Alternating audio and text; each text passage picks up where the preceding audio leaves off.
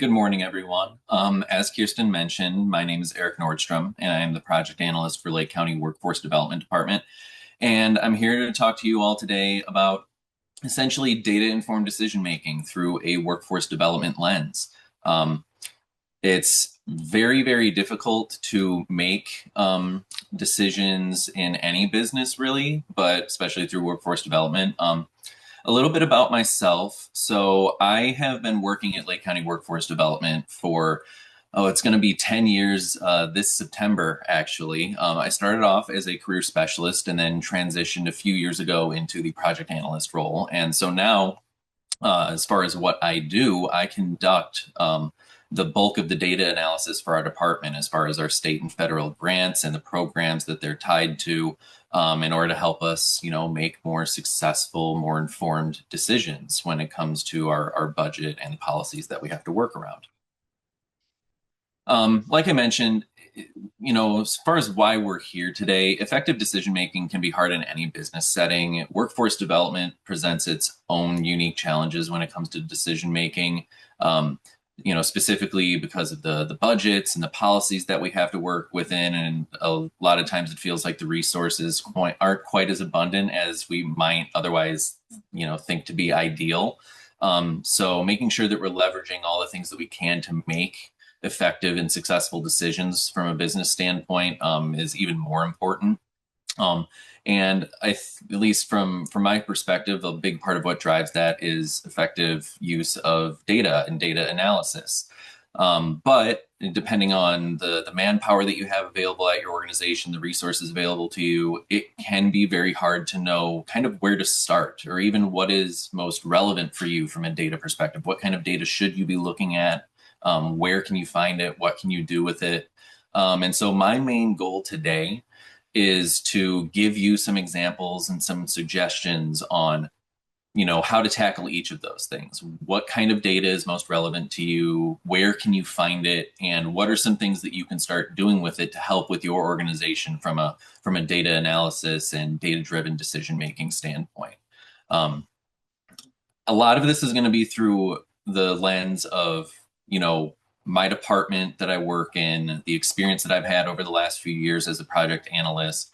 So a lot of the data that I'm going to share with you today is going to be real world examples as far as analysis work that I have done in our department, data from our department's programming in previous program years, to try and give you examples of what data might look like for you, depending on what it is that you're trying to do with it. In terms of our agenda today, I kind of look at it as kind of being split up between two whats and a where. So what data do you need? And we'll get into identifying key metrics and outcomes and kind of figuring out what data is most relevant for you. Where can you find it?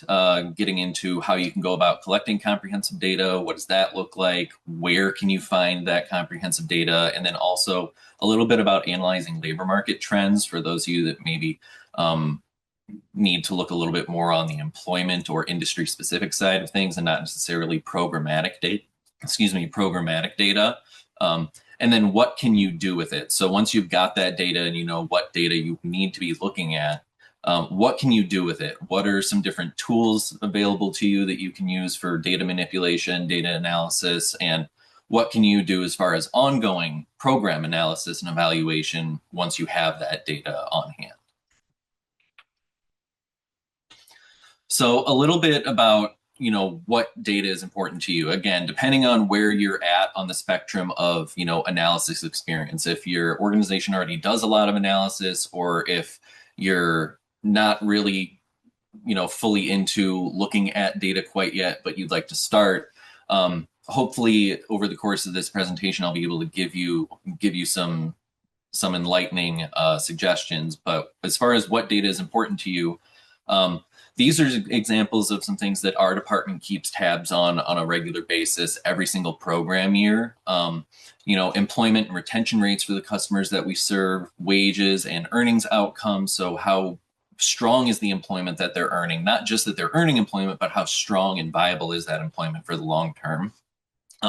Program completion rates, successful completion rates for our training programs drive a lot of the performance metrics, which I'll get into in the next couple of slides. And it's a very easy thing to track. Labor market data obviously feeds a lot into the employment aspect of helping your customers find employment and get into a strong career path upon program completion or whatever services it is that you are directly providing to them. And then demographic and equity metrics, the general ones as far as race, gender, age, and various barriers to employment. I think that's one that can sometimes get overlooked. As far as not just someone's general demographic profile, but what are the specific barriers that customer is experiencing? Are they low income? Are they receiving, food stamps? Are they or have they been receiving unemployment insurance because they were laid off? Are they justice impacted? Those kinds of things also definitely play into it. But whether all of these apply to you or only a couple of these, or if there are other ones that kind of come to mind, or if you're still not really sure what might be most important for you to start looking at, where these stem from for us and what I would recommend is, for inspiration on where to look and what data is most relevant for you, start by looking at or thinking about what measurables or metrics are used to evaluate your organization's performance. What data points do you look at, or does your governing entity look at to determine if you had a successful period of performance or program year or not? And for us, again, this doesn't apply to everyone, but for us at Lake County Workforce Development, we're LWIA 1 as far as the different workforce investment areas in Lake County. These are the main performance metrics that we need to feed into and ensure are being met during every period of performance. So for us, these are the metrics that were applied for, or that that we were looking at for program year 24 and program year 25. We just finished program year 2025 actually, but these are what we look at from a performance standpoint. So everything else kind of feeds into this. So even just knowing this right up front allows us to be more informed about, okay, how can we fuel these percentages and these financial numbers? What can we do to make sure that we're hitting our performance metrics, and that the decisions we make over the course of a program year are being as effective as possible with our budget, and driving as much of these performance metrics as we possibly can. So, obviously you're seeing things like employment rates, second, fourth quarter after program completion for us, median earnings. So a couple of the things I already mentioned on the previous slide, but then also credential attainment rate, measurable skills gain. So are they obtaining a credential from the training program that we're putting them into? And are they having measurable skills gain and improving their skill set as a potential job seeker? So all of these are things that are used to measure our performance. And then from here, for us, it's just figuring out how can we best use our budget to meet these and go above and beyond for our customers in that regard. Another thing that we look at that directly fuels a lot of those percentages on the previous slide were just successful completion rates, but not just successful completion rates. We also look at it as far as successful completion rates by industry. These are the 5 main industry buckets that we tend to work in LWIA 1, as far as the training programs, the training and employment programs that folks go into through our office. And so not just knowing how often people go into these different industry training programs, but how successful are they in each of these industry programs? Because then that tells us how well equipped customers tend to be going into these programs. And it also helps us know what customers might need a little bit additional support over the course of their training program, again, to help drive that performance on our end, because we found that by ensuring that the customer is best set up for success, it helps positively drive our performance metrics as a department.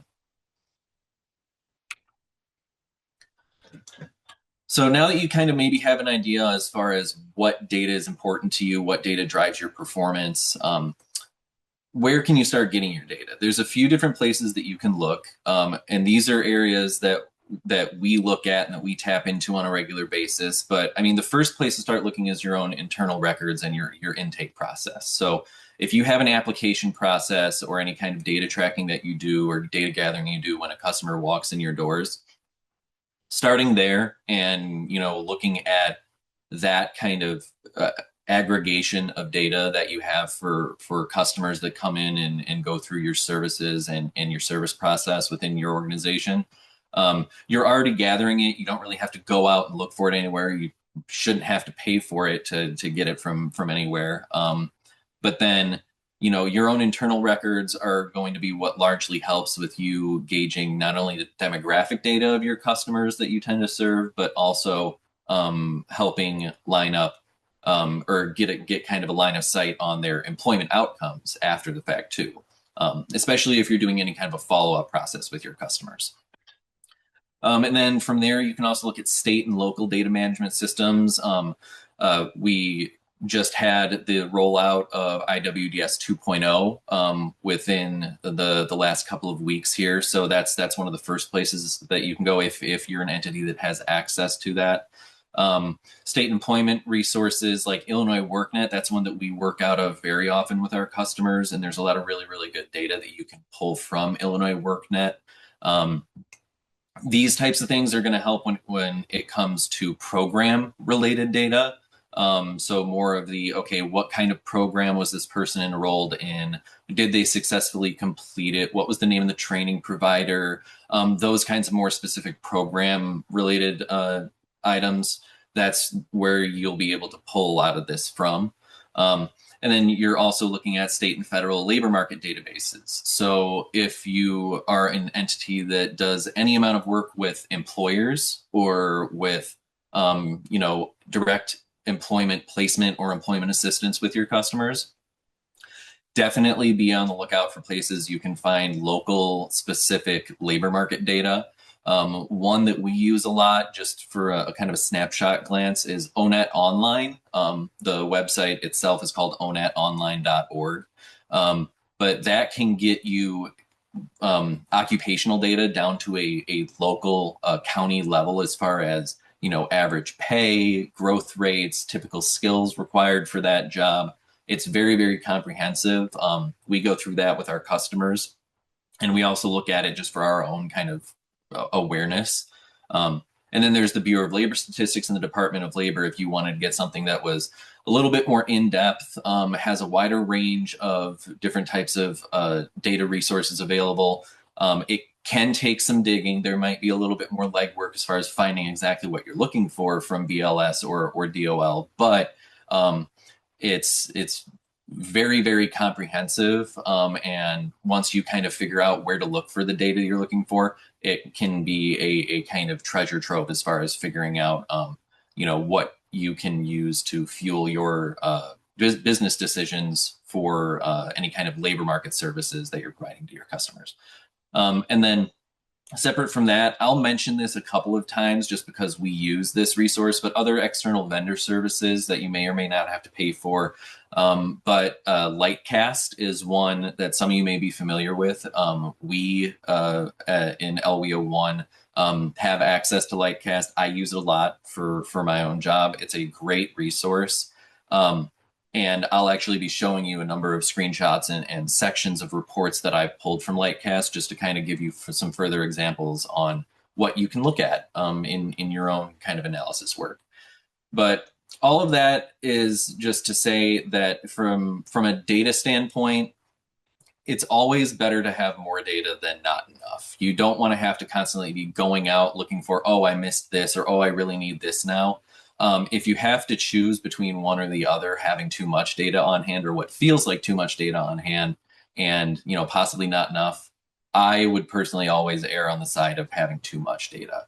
Because then at least after the fact, you can kind of figure out, okay, well, I don't need this. I can set this off to the side and not look at it anymore.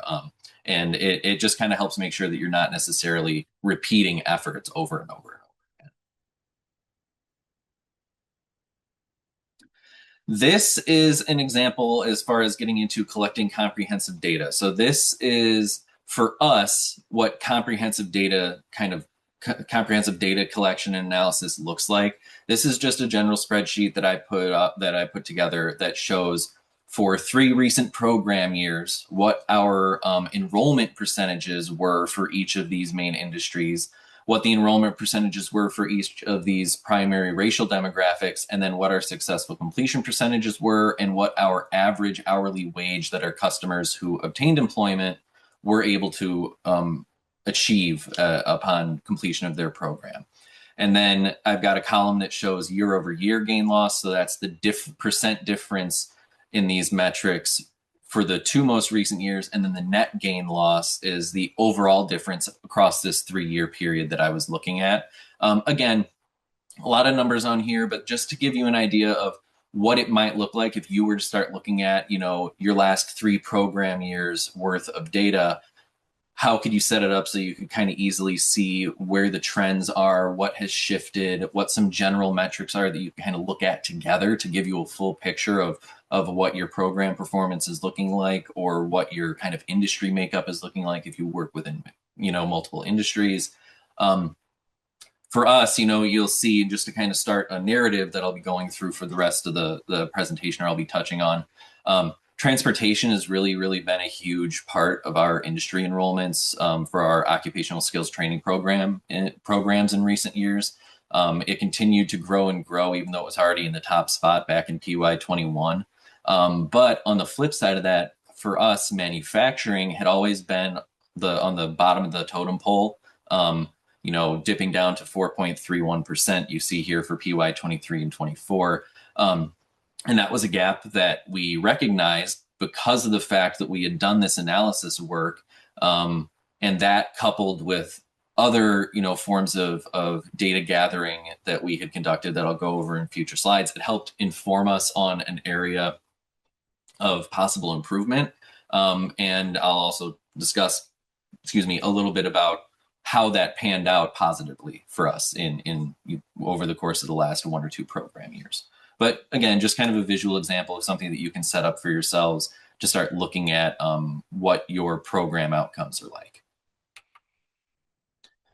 I've touched on it a little bit, but looking at analyzing labor market trends, knowing your local job economy and the job market immediately around you is incredibly important, because especially if you're pulling a lot of your customers that you serve from your own backyard in the vicinity immediately around your main offices, which is definitely the case for us, knowing the job market that's directly affecting them, that they're living in and around, and even the adjacent, municipalities obviously is super critical.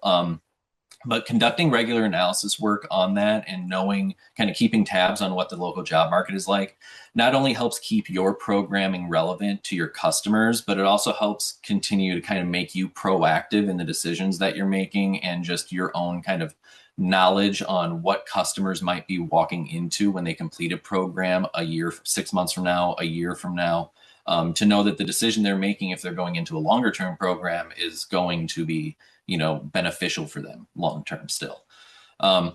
Over on the right here is an example of a report that we regularly receive from the folks at IDES. And this is just one small snippet out of that report. But this shows for Lake County as of May 2026, what our labor force was, what the employment number was, what our total unemployment number and unemployment rate was. But the thing that I'll be touching on, repeatedly over the coming slides is when you're looking at employment by industry, it shows the total non-farm employment, but it also shows for each industry. With manufacturing, you'll see just a couple of rows down there, sitting at the second highest on this list as far as employment. So on the previous slide, I had shown that for us, manufacturing percentage enrollment for our occupational skills programs was by far the lowest out of all the major industries that we work in. But then we get numbers like this that shows that, well, manufacturing as an industry is a huge part of our local economy. So that disconnect alone kind of showed us heading into, program year 2024 and onward, okay, what can we do to help improve our manufacturing enrollment and help fuel that massive part of our job economy in Lake County from a workforce development standpoint? So that is just kind of an example of how that fuels our decision making, even just by doing these two kind of, pretty straightforward types of analysis as far as our decision making process goes.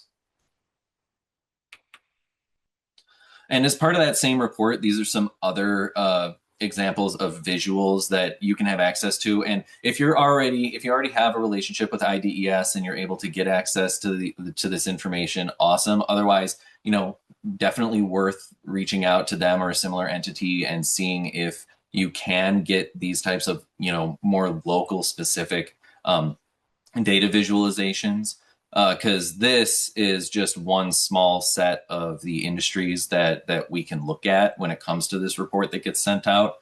But again, you're looking at year over year for each of these industries, and then month by month within those years, what is the change of employment? And again, this kind of reinforced for us that manufacturing is far and away one of the highest employment areas in our county. What can we do to start making sure that we are helping fuel that and help customers take advantage of, obviously, the large number of job opportunities that are in this industry for us? But you've got the trades here, and then there's also the more typical employment industries as far as healthcare, information technology, professional tech services, financial services. All of those are things that definitely, if you know what your local economy is like, keeping tabs on those industries can be very, very helpful as far as just informing where you can best put your efforts, and also where maybe more of your efforts should be going. Like for us, it was manufacturing. And these next couple of slides are examples of things that you can look at. I pulled these from Lightcast, but even just to give you kind of an example of what local labor market information would be very helpful for you to look at. This is a graph that just shows the largest industries, again, for Lake County, and I pulled this just last week or the week before. So this is as current as it gets. The blue bars show the number of industry jobs estimated for Lake County for each of these industry buckets, but then the gray hash marks that are shown here are what the national average is for a county level area. So you'll see government, we're pretty much, we're on par, but with manufacturing, we are almost twice what the typical national average is for industry density when it comes to jobs for a county level area. And this just kind of further told us, okay, well, we have really low percentage enrollment for manufacturing for our customers going into occupational skills training. But all of the numbers that we see for labor market show us that we have a massive labor market for manufacturing in Lake County. So just continue to reinforce that we maybe need to look at ways to increase what we were doing within the manufacturing industry, finding more programs, just even changing the way that we were engaging with customers on the manufacturing industry, the language we were using, helping update our own knowledge so that we can kind of better engage with customers in that regard. But otherwise, something like this helps you really, really keep tabs on what those major industries are in your area, how you stack up nationally, and what some areas are that might warrant further focus. Again, all of this to help fuel your performance metrics, tapping into a large successful part of your local economy is going to help improve employment outcomes for your customers and thereby, likely fuel your performance in a positive way. Obviously, earnings are a big part of this. I won't spend too much time looking at this, but this is just showing median hourly earnings for our local area, industry by industry. And this just kind of helps inform us, okay, where are higher paying jobs? And then what are maybe some of the barriers to entry for those industries? Do we have a lot of customers already going into some of these industries? And so from that standpoint, it can help with figuring out, viable performance outcomes or employment outcomes for your customers to make sure that they're set up in a financially stable employment path. A little bit more on labor market trends. So this is just looking at job growth. So if you've got an industry that is already kind of pretty strong as far as the number of jobs you see in it locally, and it's also expected to continue to grow, that tells you that at least for maybe the next 1, 2, 4 years down the line, really talk with customers about, what that industry looks like, the stability that they would potentially be seeing, the fact that it's on the rise. And it also helps you with knowing employer needs. If you see an industry that is projected to grow significantly in the coming years in your area, maybe go out, talk with some of the employers in that industry and start establishing those connections and those relationships so that when that time comes, if they have need of business related resources with recruiting, you know, sourcing, you know, some kind of expansion location or something like that, if you have those resources available for them, you have that connection and you can assist them further. And it all just helps fuel the local economy and the workforce as a whole. And this is just a look at top industry GRP or gross regional product. So again, for us, you see manufacturing far and away the top on this list. So again, another indicator for us that, okay, we need to be doing more with manufacturing. And these were all things that we kind of looked at and saw heading into program year 2024 into 2025. And it, you know, kind of kicked us into the direction of, okay, we need to be doing more there. And it fueled our efforts, and we were able to significantly increase the percentage enrollment we saw for manufacturing. And for you, it might be something completely different. For some of you in your local areas, it could be healthcare. It could be, you know, something trades or vocation related. But again, seeing something like this can be very, very eye-opening just from a decision-making perspective, and it can kind of completely shift your perspective and help with knowing what direction you need to go in.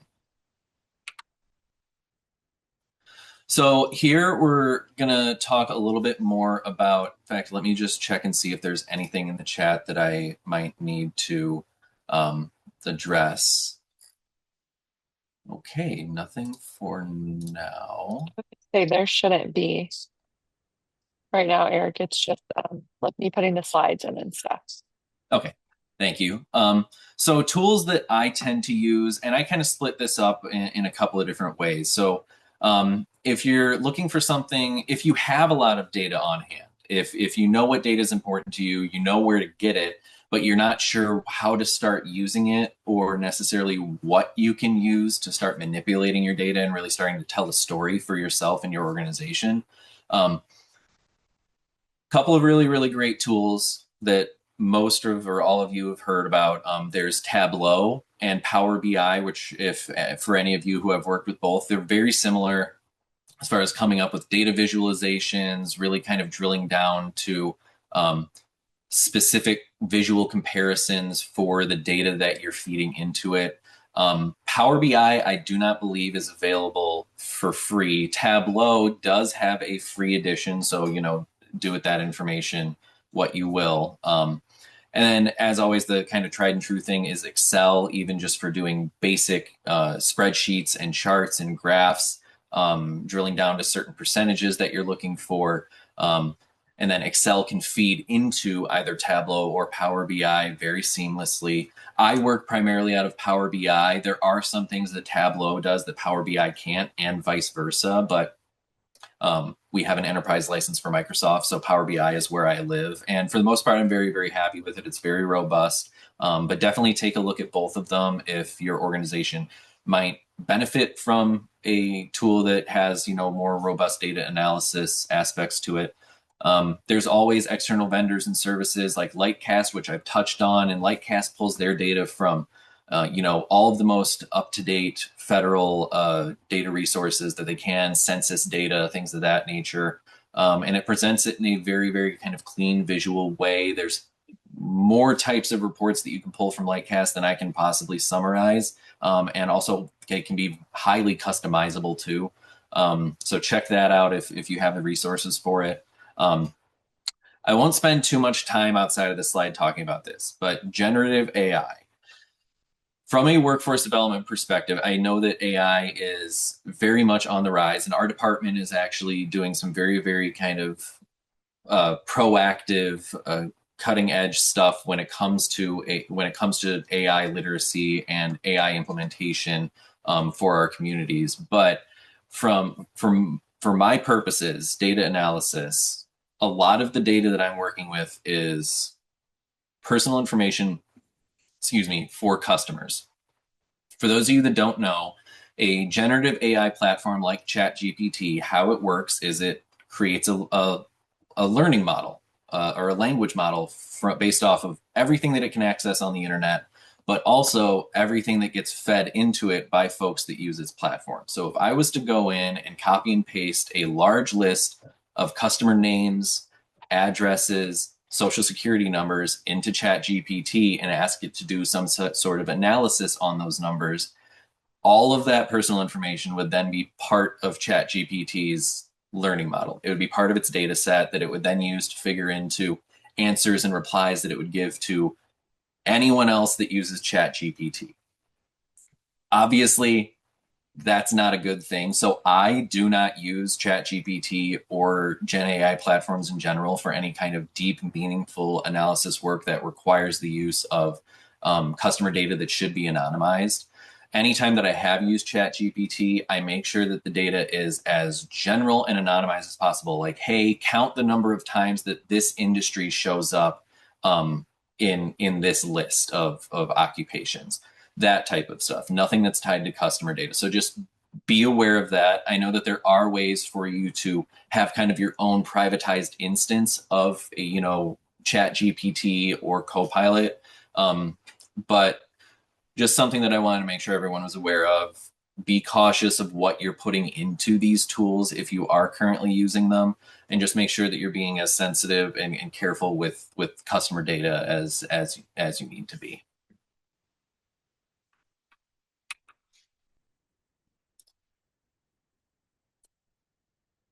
Talking about Power BI, so this, for any of you who may work out of Power BI, is from Power BI. This is a screenshot of a dashboard that I created for our program year 2023 analysis. So every year, our leadership asks me to complete a comprehensive program year analysis that covers our training, our industry enrollments, the demographic profiles of our customers, so that we know kind of where our customers are coming from, what their typical age is, what types of training programs they're going into, what percent of them successfully complete, what all of their employment outcomes are. It's a very intensive and comprehensive analysis, but we do it every program year so that we have all this data on hand and we can see program year by program year, how are things staying the same? How are they shifting? What are some areas that we are maybe seeing arise as areas of improvement? How can we further fuel successes that we continue to see?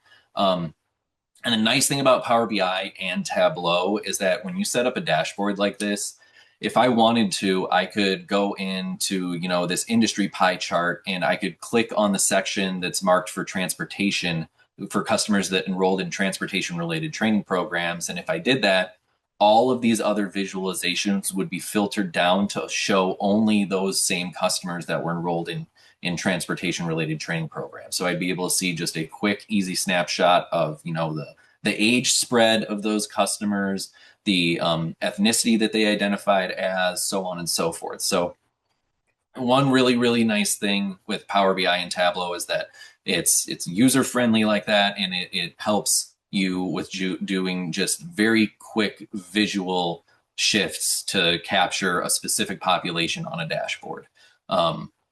And in general, once you create one of these dashboards, you shouldn't have to recreate it for every future program year or recreate it from scratch for another type of analysis that you're doing. You can just pretty easily swap out the data set that's feeding the visualization. And as long as you do that swap cleanly, it works flawlessly.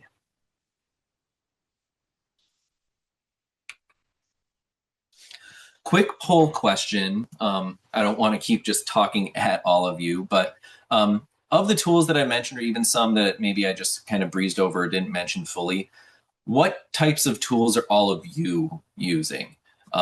There's the data visualization tools that I mentioned and these other few, but I just want to get a sense of what all of you maybe are currently familiar with or what you're using at your own organizations.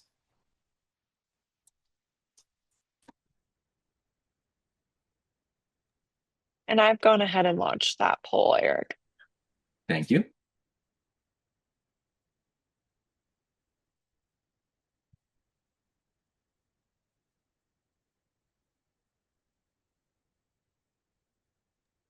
And we do have some comments in the chat as well about what kind of systems they use.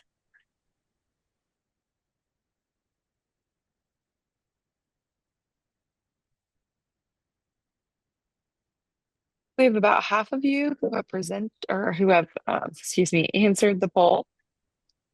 And so I'll give everyone a couple more seconds. Yeah, I see Mark put in the chat that OET uses Power BI. Yeah, the online tool that OET puts out for the local negotiations, Mark. I've actually been meaning to talk to you about trying to get something like that set up for our local area, just for the program year analyses that I do, so that our staff and um, our partners can see that, because it is an awesome tool that you can go through and look at the different visualizations, LWIA by LWIA. So yeah, that's a really good example of kind of how powerful Power BI is and what it can be used for.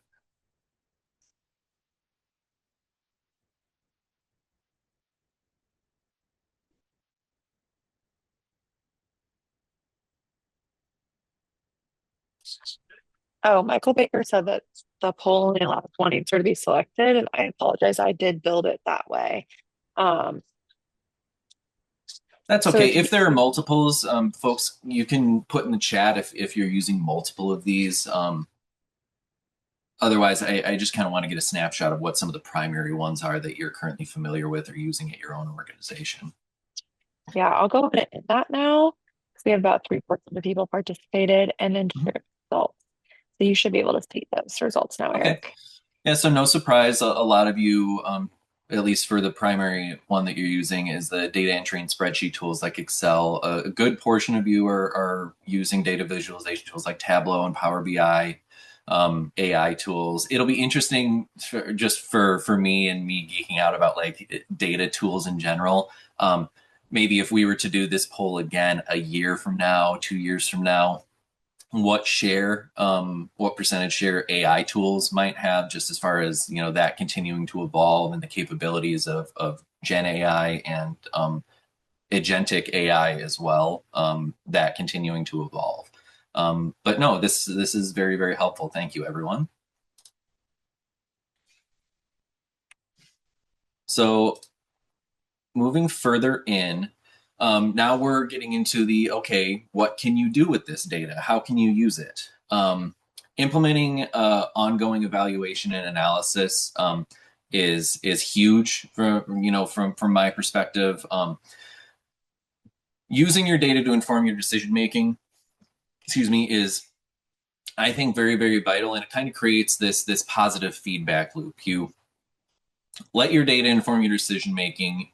You double check and see how those decisions panned out, do your own analysis on it, however you want to evaluate it, but then you just make it part of your ongoing annual, quarterly, whatever time period makes the most sense for you and your organization.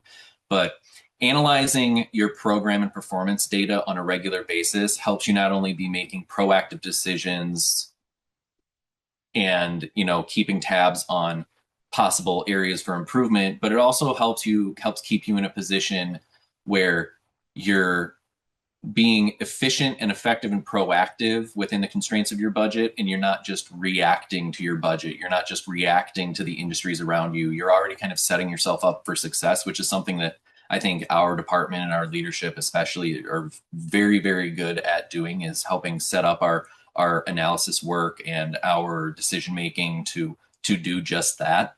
And you also want to make sure that you put in the work to set up ongoing analysis right up front. Speaking from experience, the first time that I did a full comprehensive program year analysis, some parts of it felt like I was pulling teeth, but every attempt after that has been smoother. And at the very least, I felt more informed as far as how I carry out that analysis. So once you do the legwork up front, that first go around may be a little bit intensive and may also definitely not be the most efficient attempt, but every attempt then on, even if it's just something for a more specific separate type of grant or program area, it gets smoother and easier, and you're able to adjust to differences in analyses a little bit more smoothly.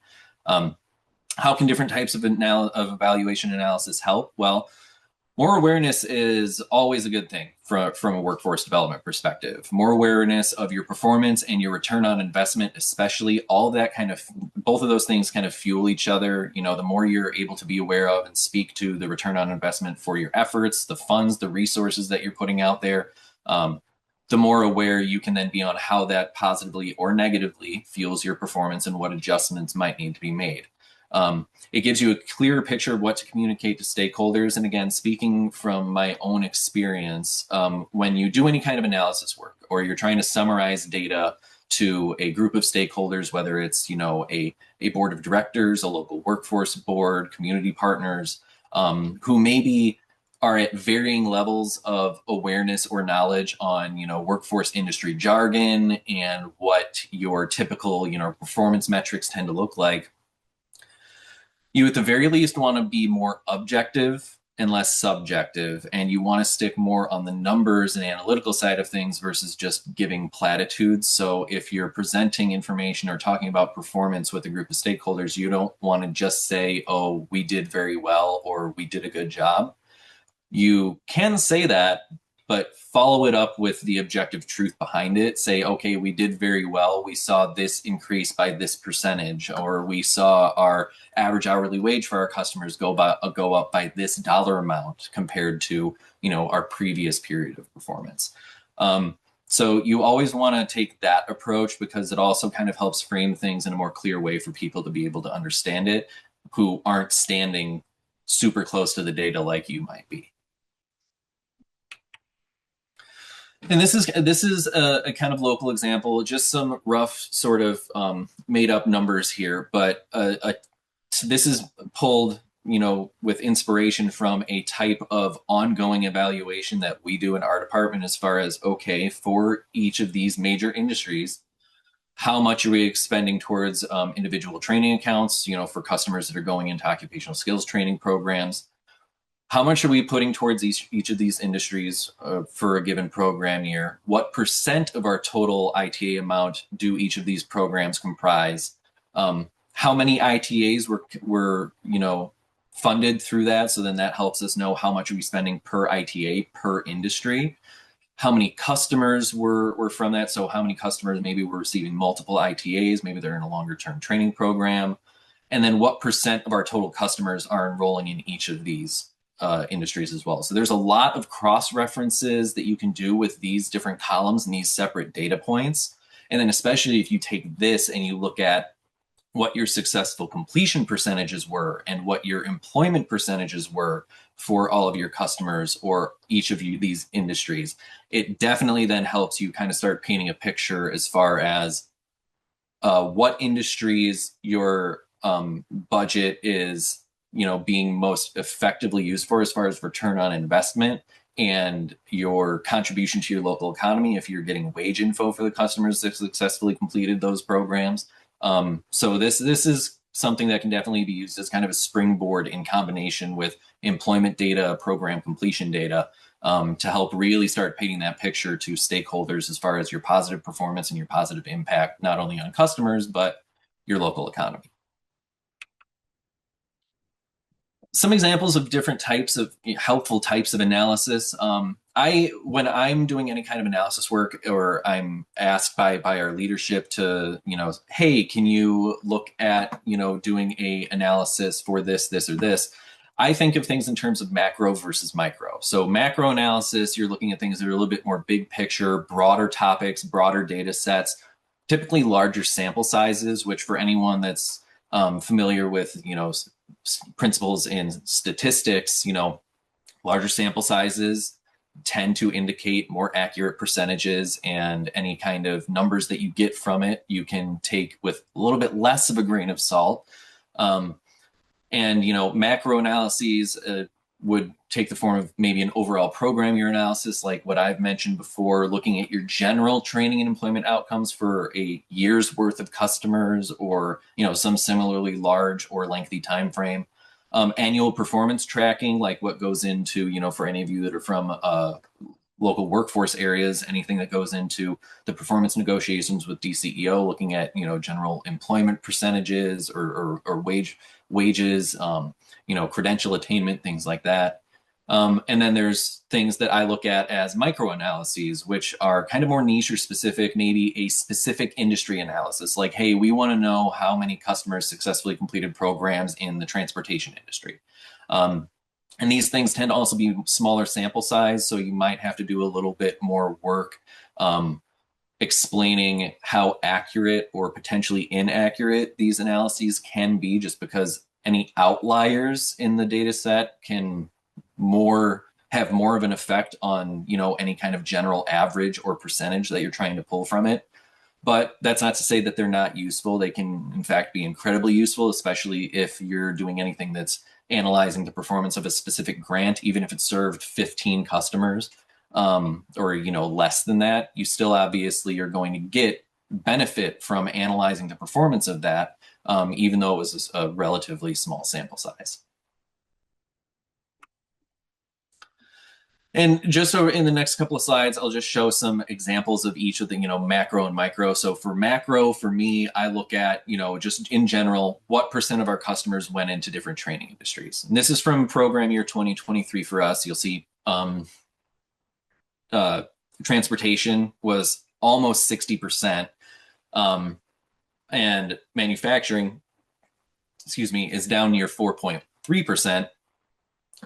In PY24, I do have the PY24 numbers available. I didn't want to show them here because I wanted our staff at our department and our workforce board to be the first ones to see it, because it is a very, very positive shift. Transportation came down, and again, because of the kind of more data-informed efforts that I had mentioned, that the analysis that we had done had kind of allowed us to carry out as far as making more of a push in manufacturing, that percentage for manufacturing has more than doubled for PY24. It went up to about 11% and is no longer fifth on this list. So just kind of giving an example of how doing some upfront analysis work, seeing where some potential gaps are and where you can more focus your efforts, leads to a very, very positive outcome, just because of having that more informed decision-making process. But something more macro like this can be very helpful, not just for that, but for also knowing, again, where more of your efforts are going versus other areas, and maybe putting some actual numbers around. If you're in a position where you're like, wow, I feel like our customers go into this industry much more often than others, something as simple as this can help you put some numbers around that feeling. Another kind of more on the demographic side, but a macro example. Okay, what percentage of our customers are male versus female? What percentage of our customers are between the ages of 35 and 44? These types of just kind of general, more macro level percentages can help you kind of get a better understanding of what your typical customer profile is and what additional resources you might want to have on hand, because the resources that a 16 to 24-year-old might need over the course of their service journey with you is going to be, potentially very different than someone who is in the 55 to 64 or 65 to 74 age range. All of them have need of your services for one reason or another, but it's just helping you figure out what resources to have on hand to best assist those customers and kind of meet them, where they're at. This is actually one of my favorite ones to do every program year.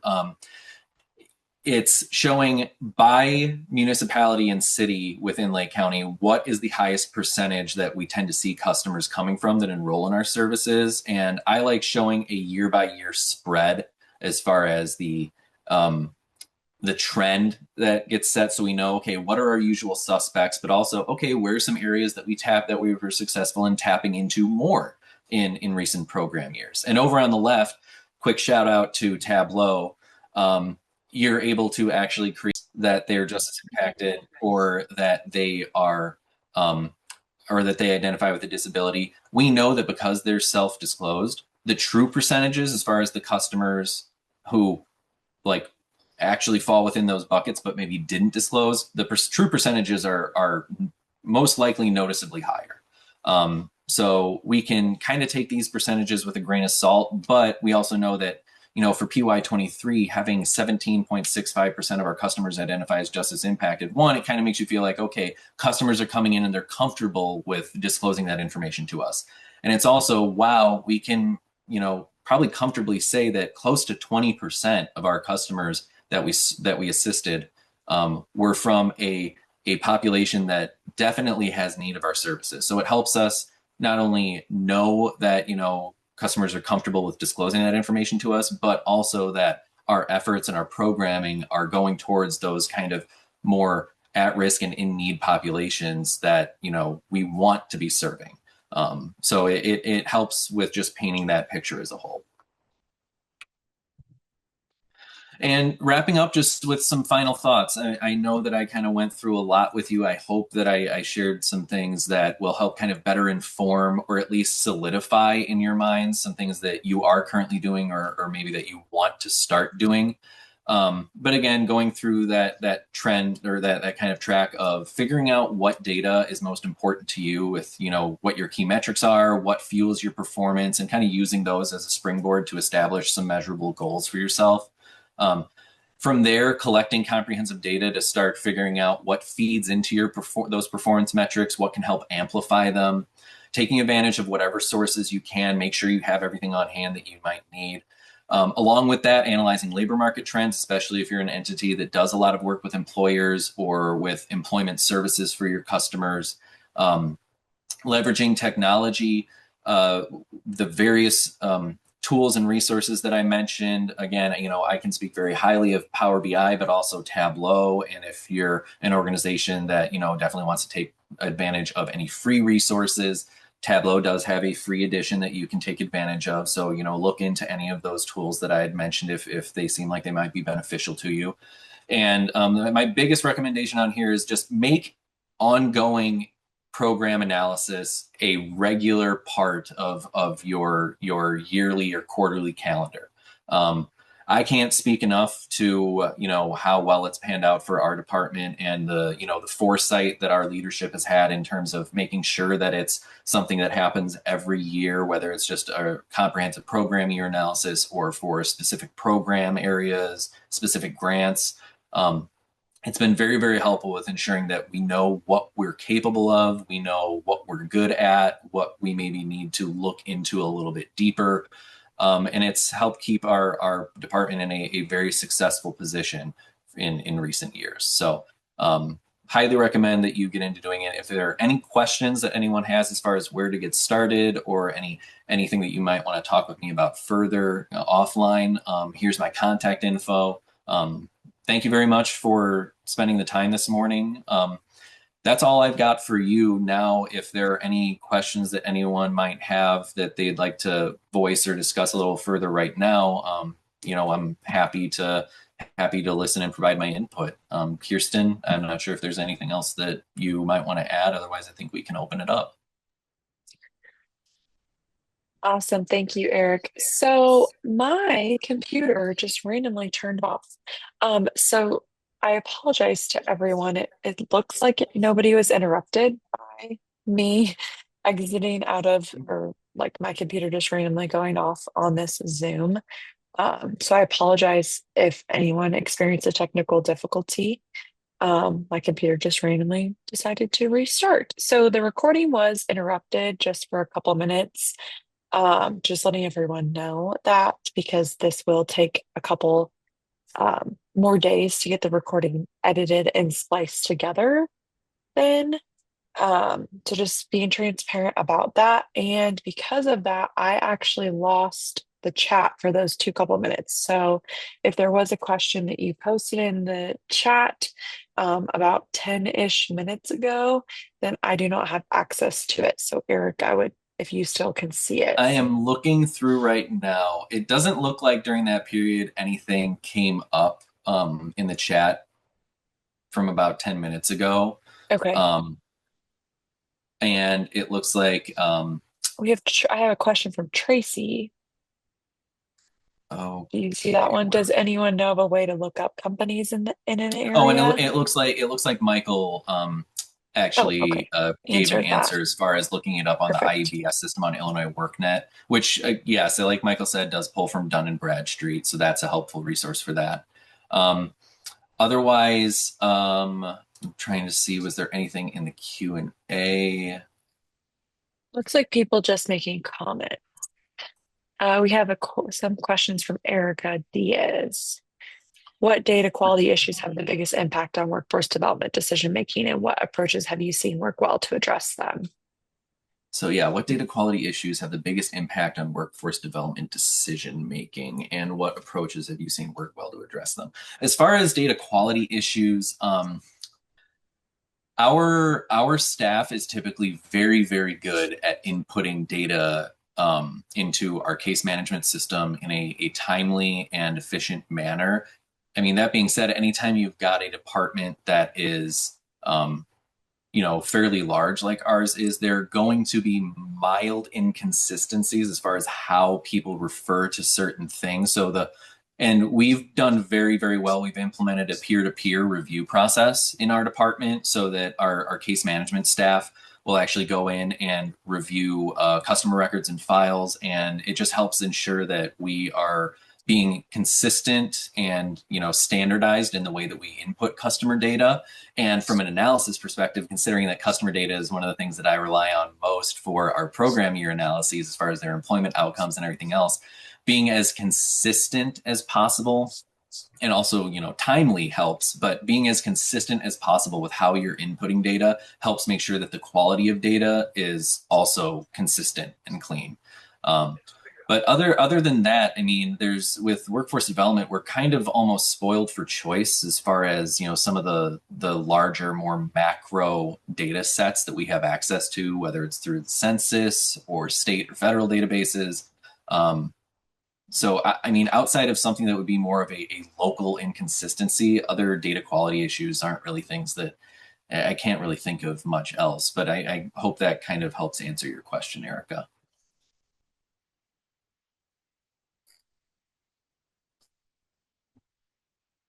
Any other questions? Oh, I saw one from 1037. It says, as someone new to workforce development data, what are the most important metrics, reports, or analyses I should focus on learning first to effectively support workforce development decisions? Um, I would say general employment data. So, what percentage of your customers are able to successfully obtain employment while receiving or as a result of receiving services from you? What percent are successfully completing their services or programs with you? Um, and also, what industries do you work in most? If I had to pick a top three off, right off the top of my head, those are three pretty important ones because it helps inform you not only um, what the positive employment outcome is for your customer as a result of your services, but the successful program completion also kind of then informs how positive a service experience that customer is having and how well they're being set up for success. And then for the industry spread, it just kind of helps you figure out where your efforts are being most targeted and maybe where you can even things out if necessary. And then having some additional data as far as your local labor market to cross-reference with that obviously would be very helpful as well. But yeah, I'd say employment outcomes, successful completions, and what the percentage spread of industries are that you work within. If you are sending customers into any kind of occupational training, that can be helpful as well. So hope that helps answer that question.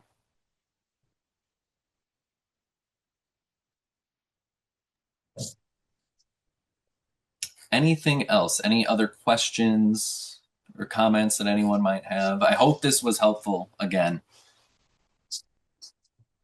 Yeah, and you can feel free to raise your Zoom hand as well, and I'm happy to unmute you. I know that I think it was Nick Webb had his hand raised a while ago, but I think that maybe that might have just been a mistake.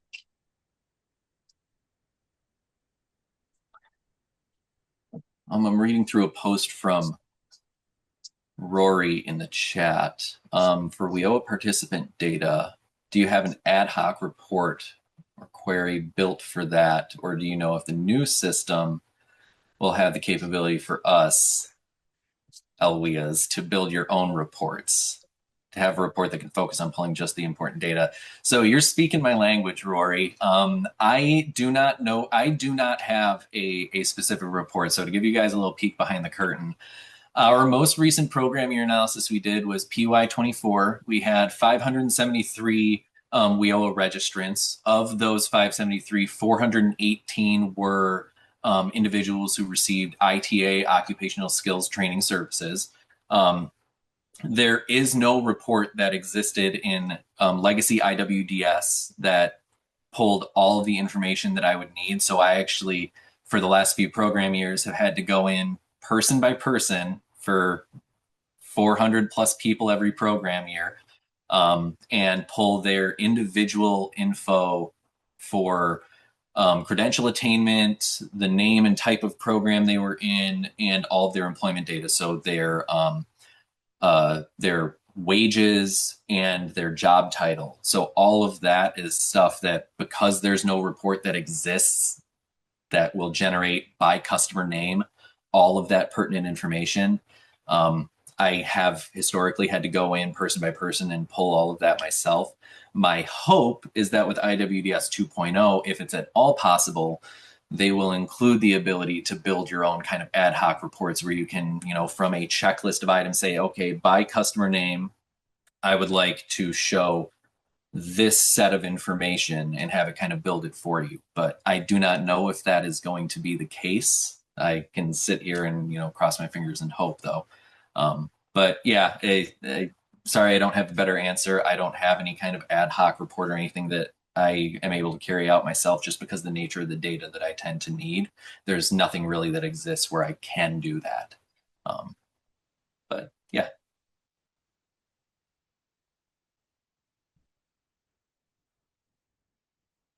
Yeah, exactly, Rory. Yeah, having to kind of pull multiple reports and sort of patch them together and then fill in the gaps yourself person by person. Yep. Hopefully it gets a little better with IWDS 2.0, though. Any other questions? Any other items that folks wanted to voice or even come off mute and discuss? We have a couple in the Q&A from an anonymous attendee, and one of them I can answer. We do offer a certificate of participation for any of our Workforce Wednesday webinars, so you can feel free to email me, and I'm happy to provide that to you. I will put the email in the chat for everyone. And then I don't know if you already addressed this other question from them about I do see macro the two and most micro recent ones level. in the Q&A. Yeah, so Yeah. how do you decide when a finding from a macro level analysis warrants a deeper micro level analysis of a specific program, industry, or grant? Um, Honestly, the thing that would trigger it most is if it was, and I hate to use the word negative or bad, but if it was a negative finding or a gap. So if I was doing, and I guess I kind of already spoke to this, but as part of the kind of macro level program year analysis that we were doing, we were consistently seeing that manufacturing, was at such a low percentage relative to the other industries that there was a very much a gap there. So it was like, okay, well, what the heck is going on? And then we looked at everything else, and it just turned out that customers weren't necessarily showing an interest. The number of customers, the number of ITAs that we were putting towards the manufacturing industry, it just simply wasn't as high as the others. And so we did those kind of, more micro level things to figure out, okay, what are the ITA expenditures for that industry, and dug a little bit deeper into it. So that's really, I think, what would trigger it for me is if, as part of a macro analysis, you're seeing a pretty large negative gap, um, as far as there's something that's lagging behind significantly, and you want to figure out why that is. That's where I think the micro level would kick in for a specific program or industry or specific grant, is to figure out maybe why their performance, relatively speaking, wasn't as high as other comparable things that went into that macro analysis. So I hope that kind of helps address that. And then the other question that I see here is from Erica, and that's, you mentioned return on investment and stakeholder communication. What analyses have you found most effective for demonstrating program value to leadership and funders? there's a lot that goes into the program year analyses that I've done. But the ones that I think, if I was going to be getting in front of our workforce board or a group of stakeholders that aren't necessarily right there with me looking at the data from start to finish when I'm putting together an analysis. So it's, they know what kind of helps fuel our performance from, an outside standpoint. Um, the ones that always are helpful are successful completion percentages, showing what the industry split is, and the average wage per hour for employment, and also percentage employment. If you can show what percent of your customers obtain employment as a result of your services, and then also how strong of a wage they're able to obtain because of that. That's always huge, but then also being able to show what industries folks are tending to go into. If you can even give like a kind of summary list of what the most common job titles are, that's also helpful because that helps demonstrate industry alignment. And then, just around successful completion percentage is also really, really nice. And our board is also always interested in seeing, how wide of a net we cast. So I, as part of my program year analysis, always include how many distinct zip codes and how many distinct cities did we serve. And if it's something that is deemed useful, beneficial to include, then I make sure to have that in there as well. But yeah, anything that kind of shows return on investment as far as how well the programs are doing and what is feeding back into the local economy. So those employment bits are very, very helpful. I hope that helped, Erica.